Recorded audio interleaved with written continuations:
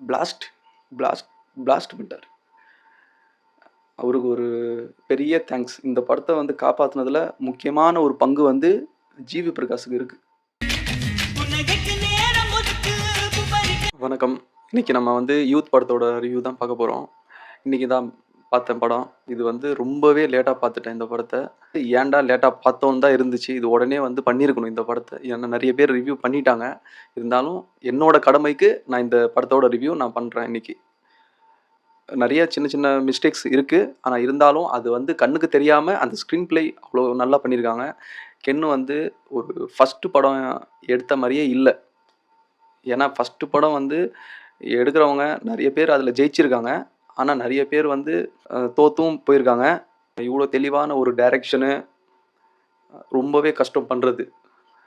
அது ரொம்ப அழகாக பண்ணியிருக்காரு. அதுவும் இல்லாமல் அவர் வந்து ஒரு மலையாளம்லேருந்து ஒரு ஆர்டிஸ்ட்டு. அவரையும் அப்பா கேரக்டரில் நடிக்க வச்சுருக்காரு. அவர் வந்து அவ்வளோ அழகாக வேலை வாங்கியிருக்காரு. அவர் வேலை வாங்கணும்னு அவசியம் கிடையாது. அவர் வந்து நல்ல ஒரு நடிகர் தான். அவர் மலையாளத்துலேயே நல்ல பேர் வாங்கினவர். இதுக்கு முன்னாடி அவர் வீரதீர சூரனில் கூட ஒரு வில்லனாக நடிச்சிருப்பார். அதுலேயே பயங்கரமாக கலக்கியிருப்பார். இதில் சொல்லவே தேவையில்லை. அவர் வந்து அப்பா கேரக்டர் வந்து பார்க்கும்போது ஒருவேளை இப்படி தான் வீட்டில் வந்து கென்னோட டேடு அவர் கருணாஸ் அவர் அப்படி தான் இருப்பாரோ சொல்கிற அளவுக்கு அவர் பெர்ஃபார்ம் பண்ணியிருக்காரு. இதில் பார்க்கும்போது எனக்கு லைட்டாக ஒரு கருணாஸ் கூட இப்படி இருப்பாரோ அப்படின்னு தான் தெரிஞ்சிச்சு. ஏன்னா நிறைய இன்டர்வியூ பார்த்துருக்கேன். அவர் எப்போவுமே ஒரு சைலண்ட்டாகவே உட்காந்துருப்பார் கருணாஸ். அவங்க அம்மாவும் கென்னும் வந்து 2 பேரும் நல்லா இருப்பாங்க, பேசுவாங்க. பட் இவர் மட்டும் கொஞ்சம் சைலண்ட்டாக உட்காந்துருப்பார். ஒருவேளை வீட்லேயும் வந்து அதை விட கொஞ்சம் அதிகமாகவே இருக்குமோ அப்படின்னு நமக்கு தோணும். இங்கே திவ்யா தர்ஷினி அவங்க தான் நடிச்சிருக்காங்க. அவங்க வந்து ரொம்பவே நல்லா பண்ணியிருக்காங்க. அம்மா கேரக்டர் வந்து இது வரைக்கும் நிறைய படத்தில் அவங்க பண்ணாலும், காஞ்சனா படத்தில் கூட வந்து லாரன்ஸோட அண்ணியாக நடிச்சிருப்பாங்க. பார்க்காதவங்களுக்கு இப்படி சொல்லும்போது புரியும். ஸோ அதனால் சொன்னேன். அவங்களோட கேரக்டர் கூட வந்து பயங்கரமாக இருக்குது. இது வரைக்கும் நிறைய கேரக்டர்ஸ் அவங்க பண்ணியிருந்தாலும் இதில் வந்து ஒரு மினிமல் ஆக்டிங் கொடுத்துட்டு அவங்க வந்து நடித்த விதம் வந்து ரொம்பவே அழகாக இருக்குது. ரொம்ப வந்து அதிகமாக அட்வான்டேஜ் எடுத்துகிட்டு பயங்கரமாக நடிப்பை காட்டணும்னு காட்டாமல் அவங்க ஒரு சட்டிலாக ஒரு பெர்ஃபார்மன்ஸ் பண்ணியிருக்காங்க. அந்த பெர்ஃபார்மன்ஸ் வந்து ரொம்பவே அழகாக இருக்குது. ஒரு டைரக்ஷன் வந்து இந்த அளவுக்கு ஒரு மெச்சூரிட்டியாக வந்து எடுக்க முடியுமா இந்த ஏஜ்லேயே? நமக்கே சில ஒரு ஏஜ் ஆனவங்களுக்கே ஒரு 30 வயசு 40 வயசு ஆனவங்களுக்கே அந்த மெச்சூரிட்டி இருக்குமான்னு இன்றைக்கி ஒரு சந்தேகம் தான் இருக்குது. ஆனால் இவ்வளோ ஒரு மெச்சூரிட்டியோட ஒரு டைரக்ஷன் ஒரு ரைட்டிங் எழுதுனது வந்து ரொம்பவே வந்து அழகாக இருக்குது. இது வந்து ஒரு ஸ்கூல் பசங்கங்கிற ஒரு விஷயத்தை கான்செப்டை தாண்டி ஒரு அம்மா அப்பாவுக்கு வந்து நம்ம எந்த விதத்தில் ஒரு சந்தோஷத்தை கொடுக்க முடியும் அது வந்து ரொம்ப அழகாக சொல்லியிருக்காரு கென்னு. அதுக்கப்புறம் அந்த ஒரு ஹீரோயின் ஒரு 3 ஹீரோயின் நடிச்சிருக்காங்க. அந்த 3 ஹீரோயினுமே வந்து அவங்களோட பெர்ஃபார்மன்ஸை அவங்களுக்கு கொடுத்த கேரக்டர் அவங்க பெட்டராக சூப்பராக பண்ணிட்டாங்க. அதே மாதிரி அவங்களோட ஆப்போசிட்டில் கென்னு வந்து எப்படின்னா அவனை பொறுத்த வரைக்கும் எப்படின்னா ஒரு பொண்ணுக்கிட்ட அவனுக்கு வந்து பேச வந்து பெருசாக தெரியாது. ஃபஸ்ட் எந்த பொண்ணை பார்த்தாலும் வழிஞ்சு உழுவுற ஒரு ஆள். நம்ம பசங்க மாதிரி தான் சொல்லப்போனால். நம்ம நார்மலாக ஒரு லைஃப்பில் ஒரு சில பசங்கள்லாம் இருப்பாங்க.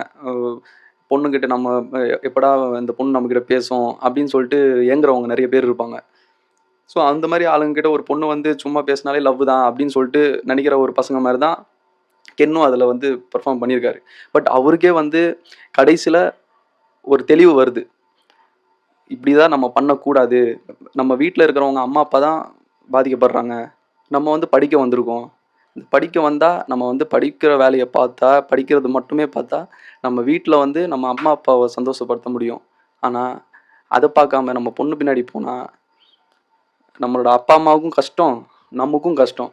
அப்படிங்கிறத வந்து ஒரு படம் முழுக்க அழகாக சொல்லியிருக்காரு.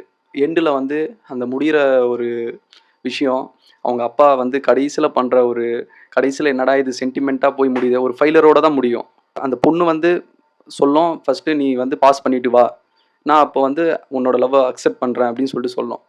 ஆனால் கடைசியில் வந்து முடிக்கும்போது நான் பாஸ் ஆகி தான் நீ லவ்வை அக்செப்ட் பண்ணணுமா, அந்த ஒரு லவ் எனக்கு வேண்டாம் அப்படின்னு சொல்லிட்டு போகிற மாதிரி இருக்கும். கொஞ்சம் லவ் டுடேனா வந்து விஜயோட லவ் டுடே அந்த மாதிரி கொஞ்சம் இருக்கும். இந்த யூத்துன்னு பேர் வச்சுருக்காங்க. அதோட ரெஃபரன்ஸ் எதுவுமே இல்லையான்னு கேட்டால் எதுவுமே இல்லை, எந்த ரெஃபரன்ஸும் கிடையாது.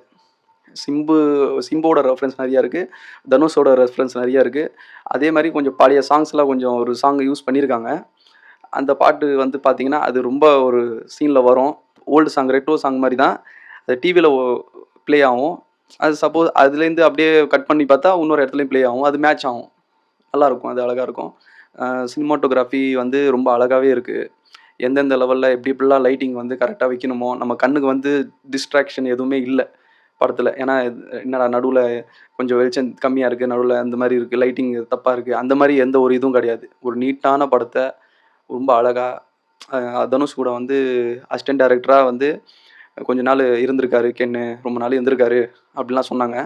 பட்டு அதுல அம் தனுஷ் வந்து நெறைய அப்சர்வ் பண்ணாரோ இல்லையோ, கென்னு வந்து உண்மையிலேயே டைரக்ஷன வந்து நல்லா அப்சர்வ் பண்ணியிருக்காரு. அப்படிதான் சொல்லணும். இதுக்கு நான் அதுக்காக தனுஷ வந்து நான் குறை சொல்லல. அவரோட டைரக்ஷன்ல அவரு நல்லா தான் பண்றாரு. அவரோட டைரக்ஷன விட அவரு வந்து நடிப்பு பயங்கரமா இருக்கும். அது நெறைய படத்துல நம்மள எல்லாரும் பார்த்துருப்போம். நல்லாருக்கும். கென்னு வந்து உண்மைய சொல்லணும்னா, அவரு ஒரு வெற்றிமாறன் படத்துல எவ்வளோ பெர்ஃபெக்ஷன்லாம் வந்து பார்த்து அவரு எடுப்பாரோ, ஸோ அந்த அளவுக்கு இவரும் அத ட்ரை பண்ணியிருக்காரு.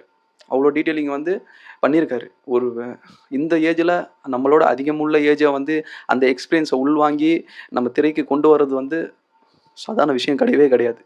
அது ஒரு பெரிய ப்ராசஸ். அத வந்து ரொம்ப அழகா கையாண்டுருக்காரு. கென்னுக்கு வந்து என்னோட சார்பா இது போய் ரீச் ஆகுமான்னு எனக்கு தெரியல. பட் என்னோட வாழ்த்துக்கள் அவருக்கு. ஹீரோயின் ஹீரோயின் பத்தி ஒண்ணும் பெருசா சொல்றதுக்கு ஒண்ணும் இல்ல. நல்லா தான் நடிக்கிறாங்க. இதுல வந்து எனக்கு தெரிஞ்சு ஒரு ஹீரோயினி தான் வந்து ஆல்ரெடி சிறை படத்துல நடிச்சிருப்பாங்க அவங்க. அ அவங்க வந்து பெர்ஃபார்ம் பண்ணியிருக்காங்க. அவங்களோட பெர்ஃபார்மன்ஸ் வந்து எப்பவுமே கிரேட்டா தான் இருக்கும். அது இல்லாம ஒரு ஒரு 2 ஹீரோயின் இருக்காங்க. அவங்களோட பெர்ஃபார்மன்ஸும் நல்லா இருக்கு. அவங்க புதுசா நடிச்சிருக்காங்க இந்த படத்துல.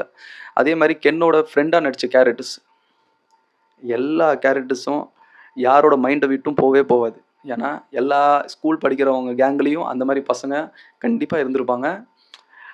அந்த மாரி இல்லனாலும் நமக்கு வந்து ரொம்ப நெருக்கமான ஒரு கேரக்டர்ஸா தான் பண்ணியிருக்காங்க. அதுல வந்து ஒருத்தர்கிட்டயும் ஒரு குணம் இருக்கும்.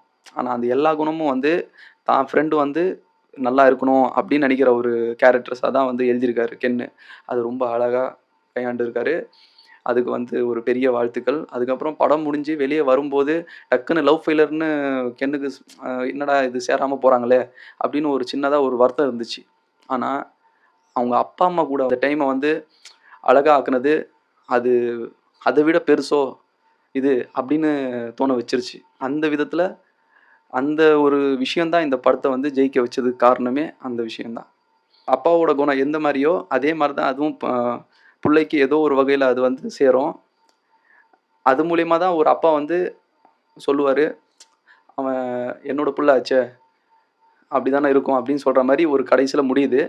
அது ரொம்ப நல்லாவே இருக்கு. நல்லா பார்க்க வேண்டிய ஒரு படம். பார்க்காதவங்கலாம் மிஸ் பண்ணிறாதீங்க. கண்டிப்பா முடிஞ்ச அளவுக்கு உங்க அப்பா, அம்மா கூட போய் கூட இந்த படத்த பாருங்க. அது உங்களுக்கு வந்து ஒரு வேற ஒரு எக்ஸ்பீரியன்ஸ குடுக்கும். அது மூலியமா நீங்க வந்து சில பேர் மாறாதவங்க இருந்தா, மாறுறதுக்கும் சில சான்சஸ் இருக்கு. இல்ல நான் வந்து எப்பவுமே இப்படிதான் இருப்பேன், அப்படின்னு நெனைக்கிறவங்களுக்கும் ஒரு சின்ன சொல்யூஷன் கண்டிப்பா கிடைக்கும். போய் மறக்காம இந்த படத்த பாருங்க. அதே மாரி முக்கியமா சொல்ல மறந்துட்டேன். ஜிவி பிரகாஷோட மியூசிக். என்னையா பண்ணி வச்சிருக்க நீ? பிரிச்சு மேய்ஞ்சிருக்காருங்க.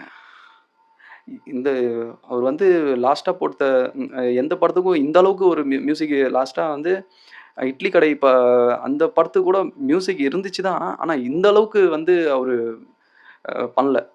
இது வந்து கென்னுக்காகவே அவரு வந்து ரொம்ப ஹார்ட் ஒர்க் பண்ணி இந்த மியூசிக் போட்ட மாரி இருந்துச்சு.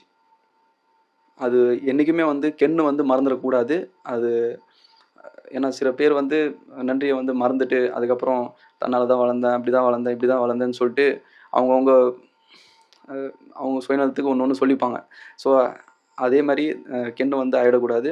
கடைசி வரைக்கும் அவரோட ட்ராவல் பண்ணணும். அவரோட மியூசிக் வந்து உண்மையிலேயே அப்பலேருந்து ம எல்லாரும் ரசிக்கிற ஒரு மியூசிக்கா தான் இருக்கு. ஜிவி பிரகாஷோட மியூசிக். ஸோ அவரும் வந்து மேலும் மேலும் வந்து நல்லா இதே மாரி படத்த வந்து கான்செப்ட் பண்ணிட்டு நெறைய படத்துக்கு இவரு படத்துக்கு மட்டும் நல்ல மியூசிக் போடாம எல்லா படத்துக்கும் அவர் நல்ல மியூசிக்க குடுத்துட்டு, எங்களுக்கெல்லாம் ஒரு பாட்டு கேட்குற மாரி இருக்கணும். இப்போ வர பாட்டுலாம் வந்து கேட்குற மாரிலாம் இல்ல. அது ஓப்பனா சொல்லணும்னா, அந்த கருப்பு படத்துல ஒரு பாட்டு இப்போ, "நாங்க 4 பேரு" அப்படின்னு சொல்லிட்டு ஒரு பாட்டு ஒண்ணு வந்திருக்கு. சொல்றதுக்கு ஒண்ணும் இல்ல.